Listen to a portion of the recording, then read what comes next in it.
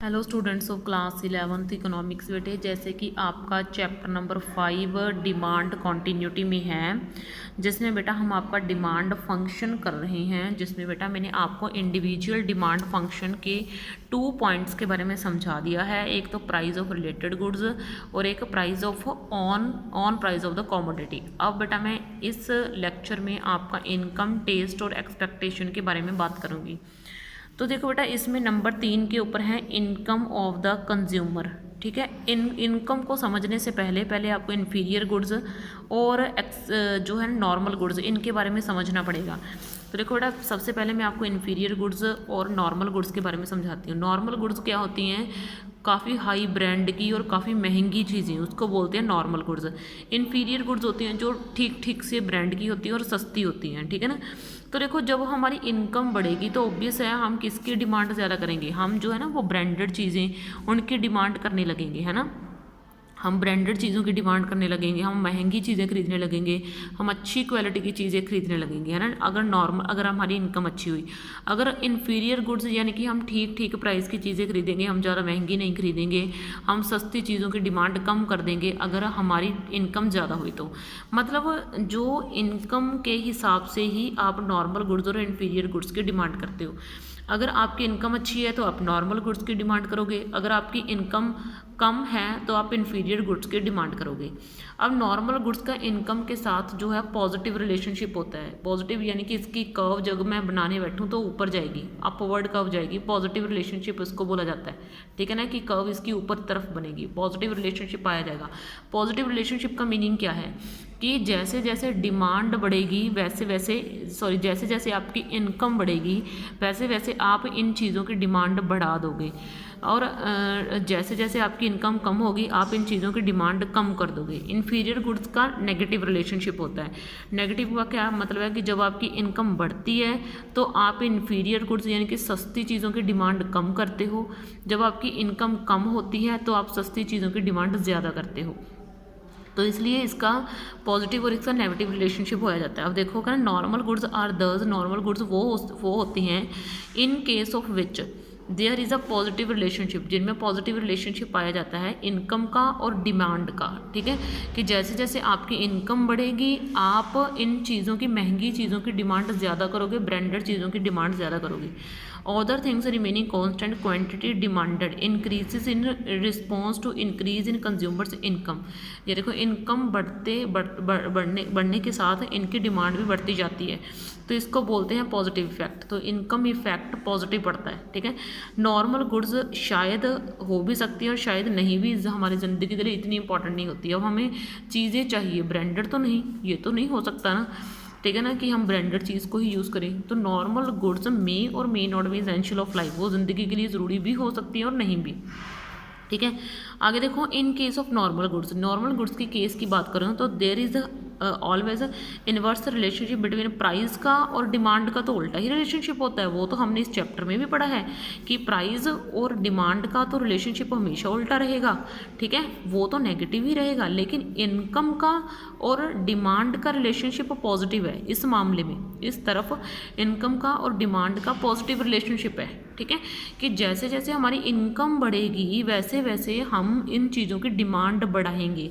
लेकिन अगर आप उस चीज़ का प्राइस काफ़ी हाई हुआ तो आप उसकी कम क्वांटिटी खरीदोगे, अगर उसका प्राइस कम हुआ, चीज़ का प्राइस कम हुआ तो आप उसकी ज़्यादा क्वांटिटी खरीद लोगे, वो महंगी चीज़ की। ठीक है, अब इन्फीरियर गुड में क्या होती है? ठीक ठाक सी वस्तुएं आ जाती हैं। देखो, inferior goods are those in case of which there is a negative relationship. देखो, इनमें क्या पाया जाता है? नेगेटिव रिलेशनशिप पाया जाता है इनकम में और डिमांड में, क्योंकि जब हमारी इनकम ज़्यादा होगी तो हम देसी चीज़ों की डिमांड कम करेंगे, अगर हमारी इनकम कम होगी तो हम इनकी डिमांड ज़्यादा करेंगे।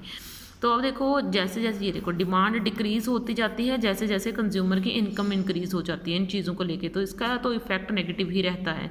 इन्फीरियर गुड्स जो हैं वो ज़िंदगी के लिए बहुत ज़रूरी होती हैं।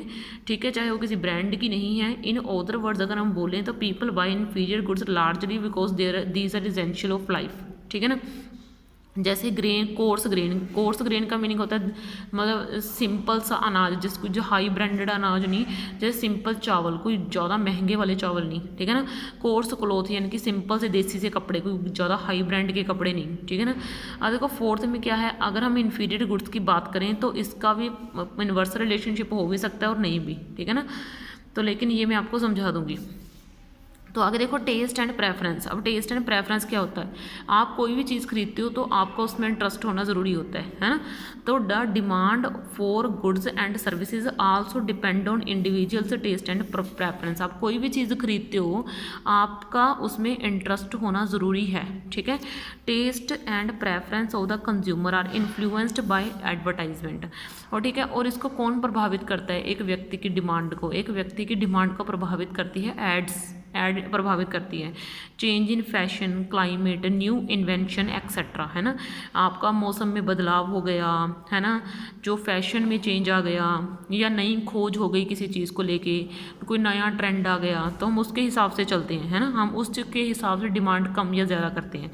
Other things being equal, demand for this goods increase for which consumer develop strong taste and preference. ये देखो उसने बोला कि हम उसी चीज़ की डिमांड करेंगे ना जिस चीज़ को लेके हमारा जो है टेस्ट बहुत ज़्यादा है, ठीक है, जो चीज़ हम बहुत ही ज़्यादा परचेज़ करना चाहते हैं, ठीक है। और आगे देखो एक्सपेक्टेशन। एक्सपेक्टेशन का मीनिंग क्या होता है कि जब हमें लगता है कि किसी चीज़ का प्राइस फ्यूचर में बहुत ज़्यादा हो जाएगा तो हम इन एडवांस उस चीज़ को स्टोर करके रखने लग जाते हैं, तो उसको एक्सपेक्टेशन बोला जाता है कि फ्यूचर में एक्सपेक्टेशन है प्राइस बढ़ने की। If the consumer expect a significant change in the availability of the concerned commodity in the near future, ठीक है, जब उसे लगता है कि ये कमोडिटी फ्यूचर में कम हो जाएगी, आने वाले टाइम में ये कम हो जाएगी, तो he may decide to change his present demand for the commodity. वो कमोडिटी प्रेजेंट डिमांड को चेंज करता है, उसको बढ़ा देता है, ठीक है। अगर चीज़ अब महंगी है तो वो उसको नहीं खरीदेगा, ठीक है, वो आने वाले फ्यूचर में खरीदेगा अगर उसको लगता है कि आने वाले फ्यूचर में ये चीज़ सस्ती हो जाएगी। लेकिन अगर उसको लगता है कि आने वाले फ्यूचर में ये चीज़ महंगी होने वाली है तो वो अभी उसको बहुत सारी खरीद के रख लेगा, ठीक है। तो यहाँ तक बेटा आपके थे इंडिविजुअल डिमांड फंक्शन के डिटर्मिनेंट्स, ठीक है। अब हम करते हैं मार्केट डिमांड फंक्शन के डिटर्मिनेंट्स। ये मार्केट डिमांड फंक्शन के डिटर्मिनेंट है। मार्केट डिमांड फंक्शन और इंडिविजुअल डिमांड फंक्शन के डिटर्मिनेंट में बस थोड़ा सा ही फर्क है। ये वाला डिटर्मिनेंट भी सेम है तो इसको एक्सप्लेन करने की ज़रूरत नहीं है। प्राइस ऑफ रिलेटेड गुड्स भी सेम है, इसको भी हमने एक्सप्लेन नहीं करना, ये भी हम कर चुके हैं। इनकम, टेस्ट और एक्सपेक्टेशन ये तो सेम के सेम ही हैं, ठीक है, तो हमने इसको तो इसको तो हमने करना नहीं है, ठीक है। मैं अब आपको ये वाला करवाऊंगी एन एंड वाई डी, ये बस आपके दो ऐड हो जाते हैं तो आपका मार्केट डिमांड फंक्शन बन जाता है। बाकी डेफिनेशन भी सेम है, इसके फंक्शंस भी सेम है, बस ये दो चीज़ें जो हैं वो और ऐड कर दो तो आपका जो है मार्केट डिमांड फंक्शन हो जाएगा। यानी कि पूरे का पूरा इंडिविजुअल डिमांड फंक्शन में ये वाले दो पॉइंट ऐड कर दो तो आपका मार्केट डिमांड फंक्शन एक्सप्लेन हो जाएगा। तो सबसे पहले है population size and number of buyers, ठीक है। डिमांड इंक्रीज होती है with increase in the number of buyers for a commodity. जैसे जैसे मतलब कॉमोडिटी के बायर्स बढ़ते जाते हैं उस चीज़ की डिमांड बहुत ज़्यादा बढ़ती जाती है, ठीक है ना। एग्जाम्पल तो इससे क्या होगा, प्राइस बढ़ने लगेंगे, ठीक है ना। तो मतलब जैसे जैसे देखो इंक्रीज़ होती जा रही है रिच पॉपुलेशन तो उसके हिसाब से कार्स की जो है पॉपुलेशन वो भी इंडिया में बढ़ती जा रही है, ठीक है ना। तो मतलब ये बोल रहा है कि जैसे जैसे पॉपुलेशन इंक्रीज़ होगी तो डिमांड भी इंक्रीज़ होगी भाई, तो हमें उस चीज़ को कंट्रोल करना पड़ेगा। तो आगे डिस्ट्रीब्यूशन ऑफ इनकम की, डिस्ट्रीब्यूशन ऑफ इनकम जो है गरीबों और अमीरों में इक्वल नहीं होती, क्योंकि हमें पता है कि रिच क्यों है, क्योंकि उसके पास पैसा ज़्यादा है, गरीब क्यों है, क्योंकि उसके पास पैसा कम है। तो जो गरीब लोग होंगे वो तो मतलब सस्ती चीज़ों की डिमांड करेंगे और जो अमीर लोग होंगे वो लग्जरी चीज़ों की डिमांड करेंगे, ठीक है ना। तो अगर देखो वो एक कंट्री के ऊपर डिपेंड करता है कि अगर किसी कंट्री में अमीर लोग ज़्यादा हैं तो वहाँ पे लग्जरी चीज़ों की डिमांड होगी और लग्जरी चीज़ों का प्रोडक्शन किया जाएगा। लेकिन अगर किसी कंट्री में पुअर पीपल ज़्यादा हैं तो वहाँ पे सिंपल चीज़ों की जो है प्रोडक्शन किया जाएगा और सिंपल चीज़ों की ही किया जाएगा, ठीक है। तो market demand is also influenced by distributing of income in the society. If redistribute of income increases inequality तो the demand for luxury goods is expected to rise. ये देखो उसने बोला कि अगर रीडिस्ट्रीब्यूशन करी जाए इनकम की तो इससे क्या होगा, रिच और रिच बन जाएंगे और गरीब बन जाएंगे, ठीक है। तो इससे लग्जरी चीज़ों की डिमांड बढ़ जाएगी और जो सिंपल चीज़ें हैं इन्फीरियर गुड्स हैं उनकी डिमांड कम हो जाएगी, ठीक है ना। तो इसका नेगेटिव इम्पैक्ट पड़ेगा, ठीक है ना। तो इस तरीके से जो है ये चीज़ें भी प्रभावित करती हैं डिमांड को, ठीक है। तो इसके साथ ही आपका जो है individual demand function and market demand function ख़त्म हो चुका है, ठीक है। बाकी नेक्स्ट वीडियो हम आपका लॉ ऑफ डिमांड शुरू करने वाले हैं, जो मैं ऑलरेडी आपको काफ़ी ज़्यादा करवा चुकी हूँ। ओके बेटा, थैंक यू। इस वीडियो में इतना ही आपके लिए बहुत है। ओके बेटा।